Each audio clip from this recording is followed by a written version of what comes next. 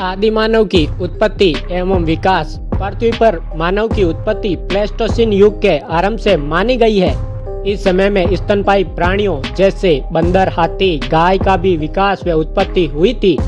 अधिकांश विद्वानों के अनुसार आज से लाखों वर्ष पूर्व नर वानरों के रूप में मानव की उत्पत्ति हुई।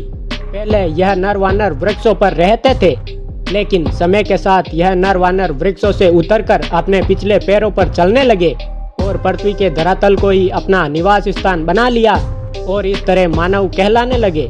आदि मानव अपने जीवन में खानाबदोश जीवन जीते थे। भोजन और आश्रय की तलाश में एक स्थान से दूसरे स्थान में झुंड बनाकर घूमते थे। वे पेड़ों के फल व जानवरों का शिकार कर अपना भोजन प्राप्त करते थे। जब एक जगह में फल व जानवरों को खाकर खत्म कर देते थे, तब वह अन्य स्थान तलाश करते थे। आदि मानव का जीवन शिकार एवं फलों के खाद्य संग्रहण पर निर्भर था।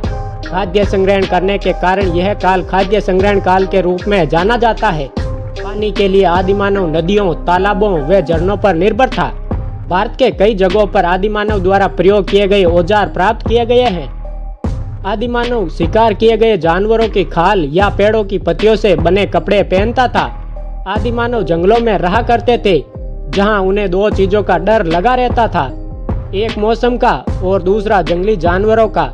वे बादल के गरजने और बिजली के चमकने का कारण नहीं जानते थे, इसलिए वह भयभीत हो जाते थे। उस समय मानव काफी कमजोर था। वह बाघ, चीता, शेर आदि खूंखार जानवरों का आसानी से शिकार हो जाता था।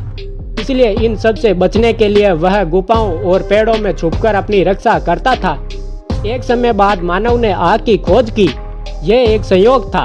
दो पत्थर जब आपस में टकराए तो चिंगारी उत्पन्न हुई और पास रखे सूखे पत्तों पर जा गिरी, जिससे कि पत्तियों पर आग लग गई।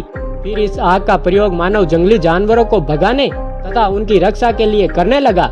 रात को जब सभी आदि मानव साथ में इकट्ठा होते थे, तो गुफा के बाहर वह आग जला देते थे, जिससे जंगली जानवरों द्वारा उनकी रक्षा होती थी। साथ ही आग का उपयोग भोजन को पकाने एवं स्वयं को गर्मी देने के लिए इसका प्रयोग करते थे। आगे चलकर मानव ने पत्थरों के औजार बनाने का कार्य शुरू किया। इन्हीं कारणों से उस समय मानव को पूरा पाषाण काल, मध्य पाषाण काल तथा नव पाषाण काल कहा गया। यह काल आकेटक के रूप में भी जाना जाता है।